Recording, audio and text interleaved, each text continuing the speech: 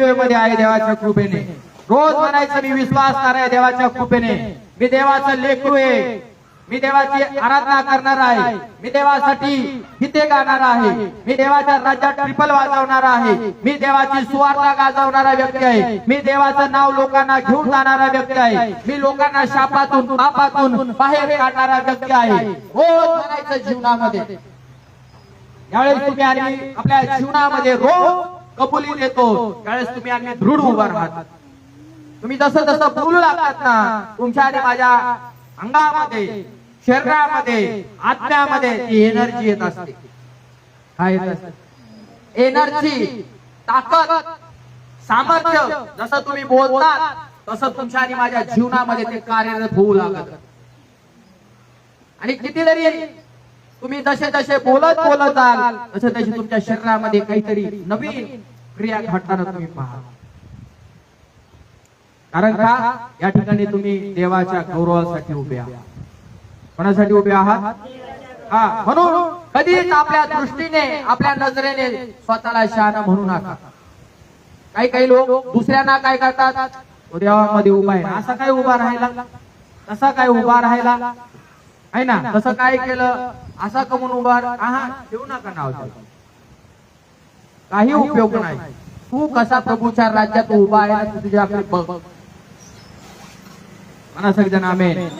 प्रभूच्या दृष्टीने प्रभूच्या नजरे तू कसा उभा आहे याचा तुला मला परीक्षण करणं फार महत्वाचं आहे.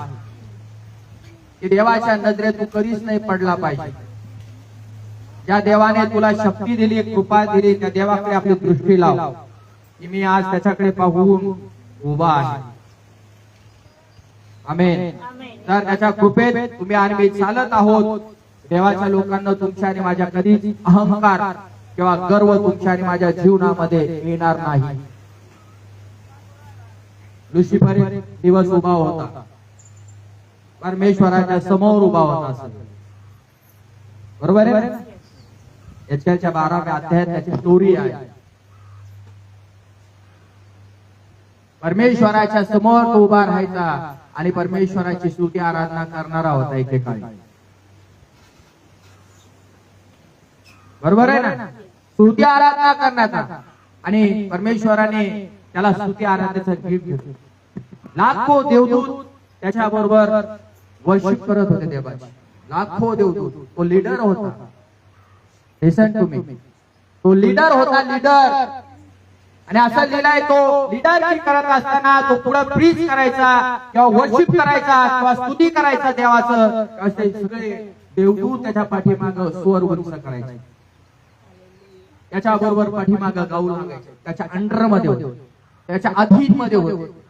पण परमेश्वराच्या वचनामध्ये लिहिलं आहे की लुसिफरला एक दिवस गर्व आला. एक दूत देवाचं भजन पूजन करणारा, देवाची उपासना करणारा, देवाची सेवा कार्य करणारा, देवासमोर उभा राहणारा व्यक्ती, दृढ उभा राहणारा व्यक्ती, देवावरती खंबीर त्याचा विश्वास, हा व्यक्ती देवाचा दूत. आणि एक दिवस परमेश्वराच्या वचनात दिलं आहे की त्याला गर्व आला. माहित नाही कोणाला गर्व केव्हा येतो सांगता येत नाही. जर लुसिफरला त्या देवदूताला गर्व आला आणि परमेश्वराने डायरेक्ट त्याचं मन ओळखलं. नेहमी लक्षात ठेवा, प्रभू जो आहे ना डायरेक्ट अंतःकरण पाहणार आहे असं लिहिलं. लुसिफराचं त्या देवदूताचं डायरेक्ट त्याने अंतःकरण पाहिलं. त्याने काय अपेक्षा केली, अरे बाप मी आराधना करतो परमेश्वराची आणि लाखो देवदूत माझ्या मागे त्याची आराधना करतात. एक काम केलं तर त्या परमेश्वराच्या खुर्चीवर जर मीच उभा राहिलो तर, मीच बसलो तर. फक्त त्याने काय केलं आहे, विचार मनात फक्त योजना केली, मी परमेश्वराच्या खुर्चीवरती बसेल आणि हे लाखो देवदूत माझी उपासना करतील, माझी आराधना करतील, माझा धन्यवाद करतील. परमेश्वर म्हटलं असं बर ठीक. असं षडयंत्र रचतो का तू, असं प्लॅन रचतो का, मी तुला कशासाठी उभा केलंय. देवाच्या वचनात दिले प्रभूने, परमेश्वराने त्याचं अंतःकरण पाहिलं, त्याच्या हृदयामध्ये जी कपट आली, परमेश्वराने त्याला तिथून लाथ मारली. हालेलुया.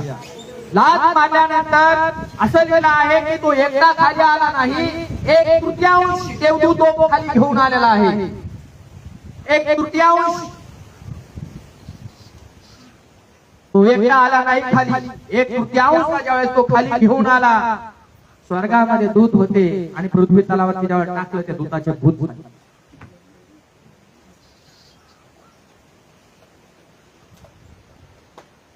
कधी आम्ही पडणार, तेव्हा आम्ही पडणार, लक्षात ठेवा.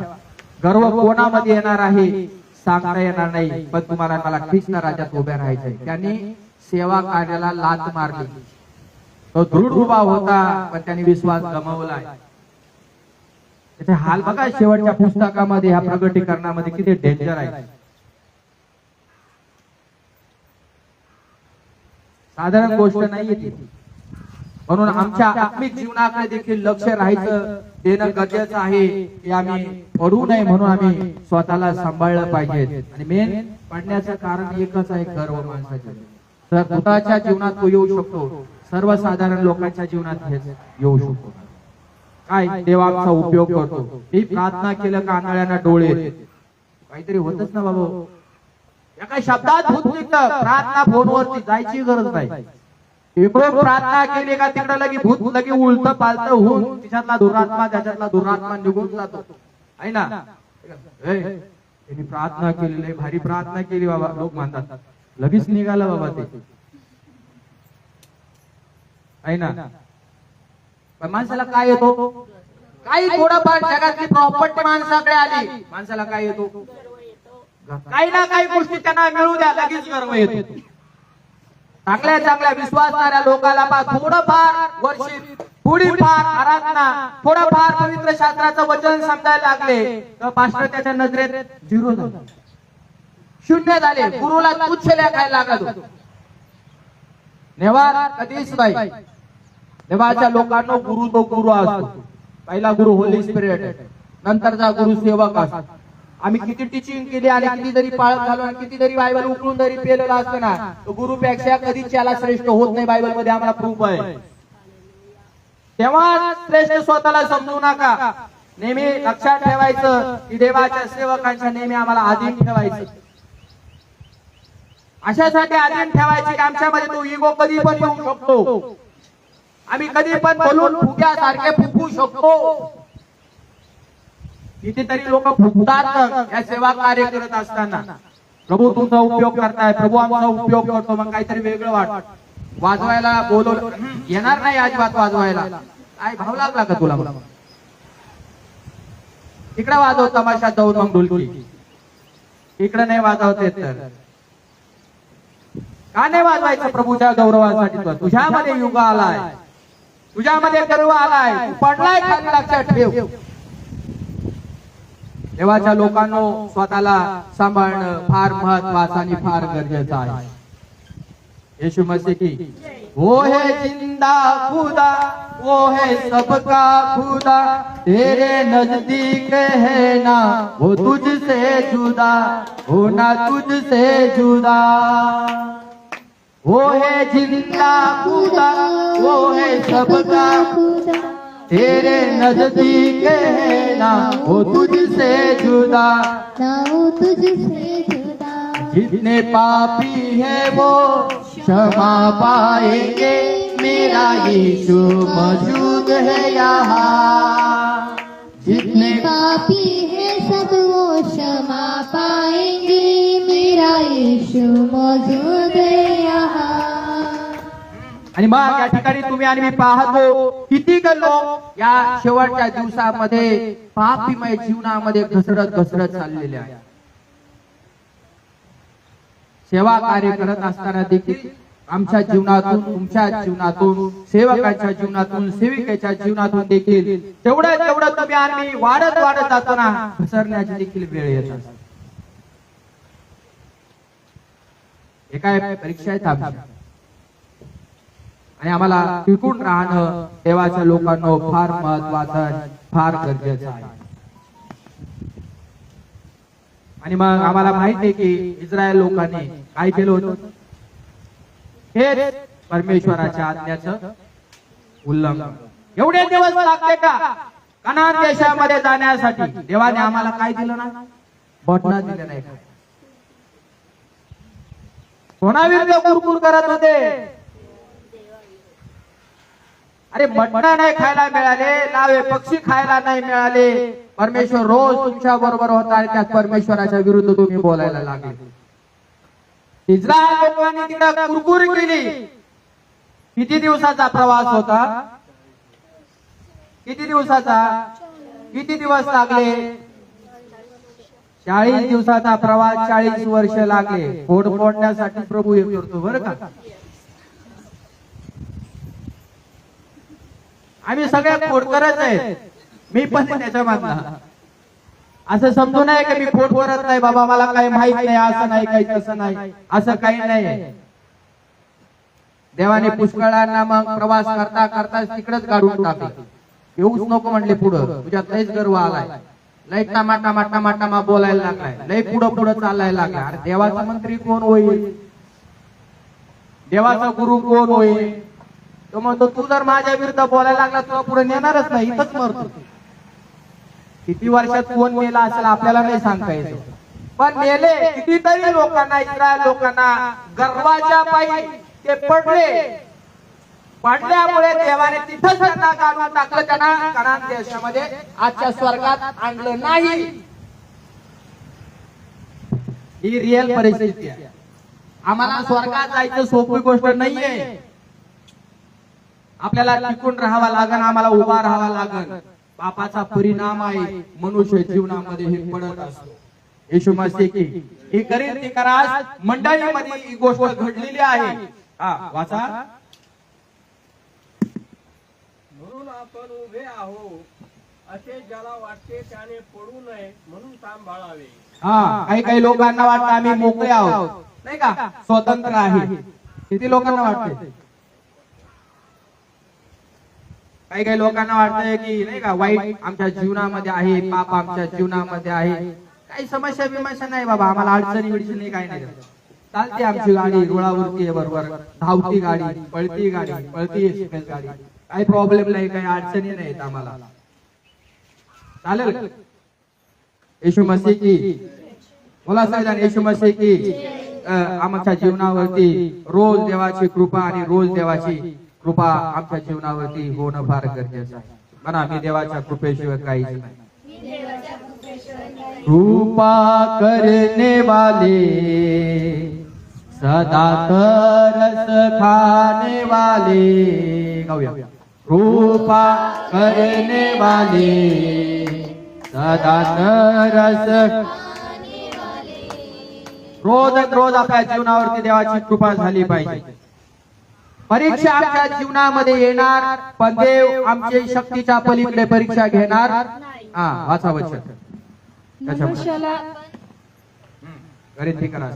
म्हणून आपण उभे आहोत असं ज्याला वाटते, म्हणून ज्याला असे वाटते त्याने पडू नये म्हणून सांभाळावे. त्याने पडू नये म्हणून सांभाळावे. 12 वचन. 12. म्हणून आपण उभे आहोत असे ज्याला वाटते त्याने पडू नये म्हणून सांभाळावे. काय नाही म्हणा, पडू नये म्हणून सांभाळावे. मनुष्याला सहन करता येत नाही अशी परीक्षा तुम्हावर उतरली नाही. मनुष्याला सहन करता येत नाही अशी परीक्षा अजून त्याच्यावरती आलेली नाही. आणि देव विश्वसनीय आहे, आणि त्यामध्ये देव विश्वास आहे. आली का परीक्षा? कोणती परीक्षा असो तुम्हाला सहन झाली नाही, आता लईच अवघड झाला, आता काही खरं नाही. लोक काय म्हणतात? लोक लय बेकार परीक्षा आपल्या जीवनात आली. काय बेकार आली परीक्षा? काय झालं असं? बाबा सारखं झालं का?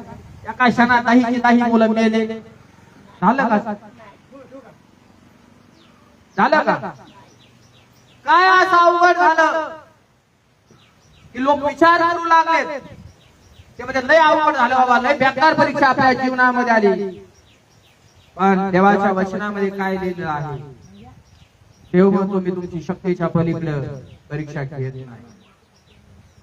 अशी उदाहरणे का परीक्षा? कोणती पेपर तुमच्या जीवनावरती आले, तुम्हाला जीवन नको नकोशी झालेलं आहे, आणि मग तुम्ही पटकन लगेच दावा घेतात आणि मी दावा घेताना लगेच त्याला लावणार आणि लगेच नाड्याला लावणार. आता मी मरते, औषधच घेणार मी आता,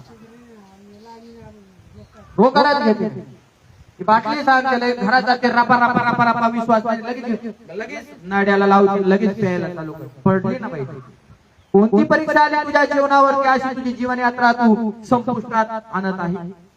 खलास करून घेते स्वतःला, स्वतःला मारायचा विचार करते. कोणती परीक्षा आहे अशी? जगामध्ये कुठलीच पेपर असे नाहीयेत की देव तुम्हाला त्याच्यातून वेगळं वाटणं असं घेऊन जाणार. तुमची कॅपॅसिटी काय, सहन करण्याची ताकद काय, तुमच्यामध्ये किती हिंमत आहे, कितीपर्यंत तुम्ही पोहोचू शकता. 60-70% पर्यंत, 100% पर्यंत देव तुम्हाला चेक करणार आहे. हालेलुया, बोला सगळेजण हालेलुया. देव आम्हाला काय करणार आहे? चेक करणार आहे. प्रत्येकाला ध्यानात ठेवा. हा वाचा. तो तुमची परीक्षा तुमच्या शक्तीपलीकडे होऊ देणार नाही, तर परीक्षेबरोबर तिच्यातून निभावण्याचा उपायही करेल, यासाठी की तुम्ही ती सहन कराव्यास समर्थ व्हावे. हा, सहन करण्यास देव उपाय नाही करणार तर कोण उपाय करणार? जगात माणसाकडे उपाय नाही. लक्षात ठेवा, आदाम ज्यावेळेस पापामध्ये गुंतला त्याच्याकडे उपाय नव्हता. त्याच्याकडे काय उपाय केला? अंजिराचे पाने घेतले आणि स्वतःला झाकून घेतलं. त्याने दोघा बायको, नवरा बायको, त्याच्याकडे हा उपाय होता. पण आली एखादी बकरी आणि अंजिराचे पाने खाऊन घेतले तर काय झालं असं? उपाय नव्हता त्यांच्याकडे. हे माणसाचे उपाय असे क्षणापुरते, देव क्षणाचा कधीच. लक्षात ठेवा, येशू मसीह की देवाकडे आम्हाला काय परीक्षा आहे, कुठल्या परीक्षा आहे, कुठले पेपर आहे, आपण त्याच्यातून जाणार आहे. पण लक्षात ठेवा, तुम्हाला आणि मला काय करून त्याच्यामधून घेऊन जातात. त्याच्या मागचा रिझल्ट काय? तुम्ही कसे व्हावं? समर्थ व्हावं. समर्थ कशाला म्हणतात? नाव ठेवलं ना समर्थ आहे. समर्थ म्हटल्यानंतर काय? हलणारा नाही, डोलणारा नाही. समर्थ तो आहे साक्षात उभा, तो समर्थ आहे, तो भक्कम आहे, तो मजबूत आहे. तुम्हाला व्हावा लागत कसं? मला व्हावा लागत कसं? त्यासाठी परमेश्वर तुमच्या आणि माझ्या जीवनामध्ये काय देत आहे? परीक्षा देत आहे. म्हणा, परीक्षा देत आहे. त्याच्यामुळे देव काय करतो? मनुष्याच्या जीवनामध्ये या ठिकाणी हे छळ आणि त्रास या ठिकाणी तो पाठवत आहे. येशू मसीह की थोडे दिवस या म्हटलेलं आहे. थोडे दिवस म्हणजे जास्तीत जास्त 10 दिवस. किती दिवस परीक्षा आहे? 10 दिवस परीक्षा आहे. देवाला एक दिवस कसा आहे? 10 दिवस आमच्या जीवनामध्ये ज्यावेळेस हे पेपर येतात बघा. इब्रिकराच्या पुस्तकामध्ये काय सुटेबल वचन आम्हाला बघायला मिळेल. इब्रिकराचं पुस्तक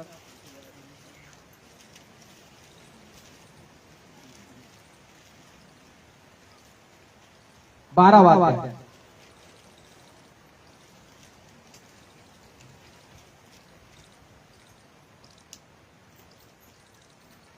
वाचा. 12वा अध्याय 1 वचन. तर मग आपण एवढ्या मोठ्या साक्षीरूपी मेघाने वेढलेले आहो, म्हणून आपणही सर्व भार व सहज गुंतविणारे पाप टाकून आपल्याला नेमून दिलेल्या धाबेवरून धीराने धावावे. कसे धावे? म्हणा, मेघस्तंभ. मेघस्तंभ कशाला दर्शवतो? मेघस्तंभ पाहिला? जुन्या काळात मेघस्तंभ होता, आठवा? काय केलं होतं मेघस्तंभानं इस्रायल लोकांना?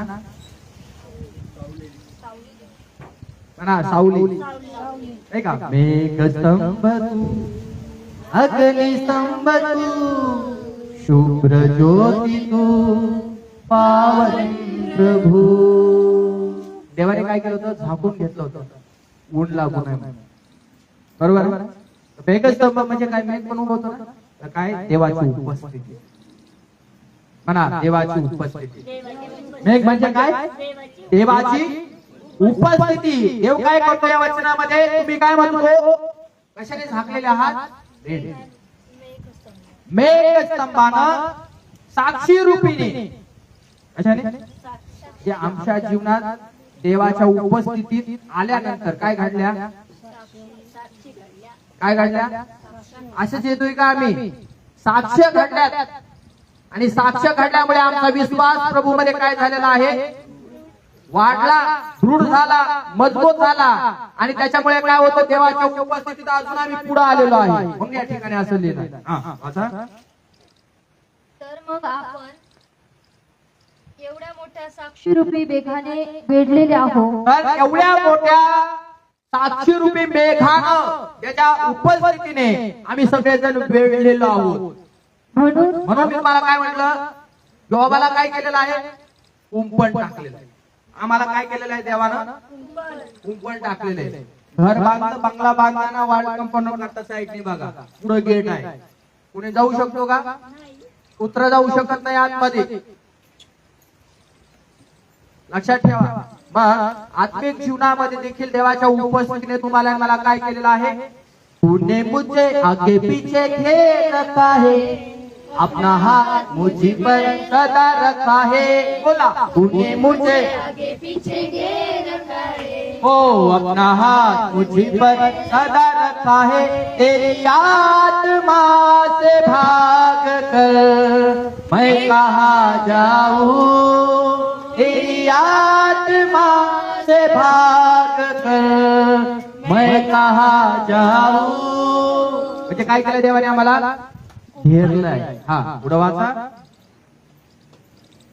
तर आपण एवढ्या मोठ्या साक्षीरूपी मेघाने वेढलेले आहोत. हा. म्हणून आपणही सर्व भार व आपण सर्व भार बघा, सर्व ओझ व सहज गुंतविणारे पाप आणि टाकून सहज माणसाला गोत्यामध्ये आणणारं पाप, विचारांच्या डोळ्यांच्या द्वारे जशा जशा जीवनामध्ये आपल्याला छोट छोटस पाप नाही म्हणतात ना, छोटासा छिद्र बडे नाव पडू बात. छोट छोटस पाप देखील आम्हाला काय करतं? दागा देणार असतं.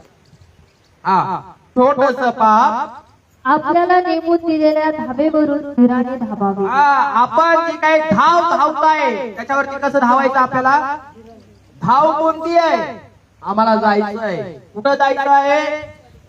जीवनाचा मुकुट, सार्वकालिक जीवन आम्हाला हवं आहे. सार्वकालिक जीवन जर तुम्हाला आणि मला हवं आहे तर तुम्हाला आणि मला जी धाव दिलेली आहे ना, धाव दिलेली आहे, त्या धावेवरून, त्या रुळावरून तुम्हाला आणि मला धावत राहायचं. धावत काय? मार्ग, सत्य आणि जीवनाची धाव. आमेन. मार्ग आणि सत्य आणि जीवनाची धाव. त्या रुळावरती आमची गाडी आहे. आणि रेल्वेचा डबा आपल्या समोर आणा, रेल्वे आपल्या गाडी समोर आणा, नेहमी रुळाला धरून राहतात. लोकल घ्या, एक्सप्रेस घ्या, अजून कोणते असे बोगी वगैरे घ्या, आता नवीन आलेल्या घ्या, सगळेजण रूळ धरून राहतात. जर रूळ सोडून जर रेल्वे चालू शकते का? बोला देवाच्या लोकांना, रेल्वे चालू शकते का? नाही. आध्यात्मिक जीवनात देखील तुम्हाला आणि मला धाव दिलेली आहे, पटरी दिलेली आहे, आणि ती पटरी आहे स्वर्गाचं राज्य. हा प्रवास सगळ्यांसाठी आहे. स्वर्गात जाणं इझी पण नाहीये, पण ही पटरी आहे. त्याला पवित्र शास्त्र, प्रभू येशू ख्रिस्तावर विश्वास, आणि मग विश्वासाच्या द्वारे कृती, आणि कृतीच्या द्वारे अनंत काळचं जीवन. ही धाव आम्हाला धीराने धावायची आहे. उतावळे होऊ नका. आहे ना, खूपसे लोक काय होतात? स्पीडने धावायला प्रार्थना करतात. लगेच वाटतं त्यांना एक्सप्रेस व्हावा. आहे ना, आता आला लगेच एक्सप्रेस एक्सप्रेस. हळू प्रार्थना, हळू बोल, हळू वचन वाच. तुला पण कळायला पाहिजे काय वाचतंय. हळू गाणे गा, तू गाण्याचा काय अर्थ तुला पण कळायला पाहिजे बाबा. पहिला हळू हळू कर. देवाचा रस्ता धरला ना, त्याच्यात हळूहळू वाढवायचं. ती धाव आहे तुझी. आता शिकत कुठं उभा राहिलाय, आता शिकत कुठं तरी टच झालाय त्याला, तर तुला हळूहळू ती धाव करायची आहे. हा, नेहमी रेस मध्ये बघा, इकडे ऑलिम्पिक वगैरे स्पर्धा होत असतात. 100, 200, 300, 400, 1600 वगैरे बरं. हा, उभा केला आता शेवटची किती मीटर धावण्याची स्पर्धा असते? शेवट 100 अक्षी. 100च्या नंतर शेवटची किती असतात? 4-5 राऊंड, 3 राऊंड, 4 राऊंड, 1600 मीटर. हा ते रनिंग असतं. आता मला सांगा त्या मॅरेथॉन हे घेतं नाही का, ते हातामध्ये घेतात, हे पळतं पळतं त्याच्या हातात देतं, ते पळतं पळतं त्याच्या हातात देतं, ते पळतं पळतं त्याच्या हातामध्ये देतं. आता मला सांगा, थोडे रनिंग मध्ये उभे केलेले आहेत सगळ्या जणांना आणि 1600 मीटर आपल्याला धावायचं. समजा इथून कुठं जायचं आहे, गेवराई मध्ये जायचं, फॉर एक्झाम्पल गेवराई मध्ये जायचं आहे आणि मग सगळ्या जणांना एका लाईनीत उभे केलेले आहे आणि मग त्याच्यातला किती जणांना आवेश येईल, मी जाणार. मग शिक्षक काय करतो, 1 2 आणि शूट 3 4 आहे ना. पटरी दिलेली अशी सगळ्या जणांना लाईन वगैरे मारलेली असे, त्याच्यावरून पळायचं. इकडे घुसायचं नाही अजिबात आहे ना. घुसल्याने काय होतं,